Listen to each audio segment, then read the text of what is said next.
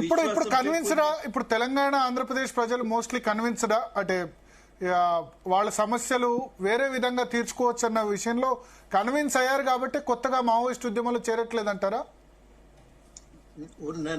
నాకున్న ఒక ఆలోచన చెప్తున్నా నేను, అదే కరెక్ట్ అని నేను అంటలేను. అది ఒక తోవ కూడా కనబడుతూ ఉన్నది కాబట్టి వాళ్ళు ప్రజలు ప్రత్యామ్నాయాల వైపు ఆలోచిస్తున్నారు. సులువైనటువంటి మార్గం ఒకటి కనబడ్డప్పుడు వాళ్ళు ఆలోచిస్తారు. అందుకనే ఏంటంటే ఒక ప్రజాస్వామికమైన పద్ధతుల్లో తమ సమస్యల వ్యక్తీకరణకు అవకాశాలు లేనప్పుడు, దారులు మూసుకుపోయినప్పుడు తప్పకుండా ఇటువంటి ఉద్యమాలకు అవకాశం కలుగుతుంది.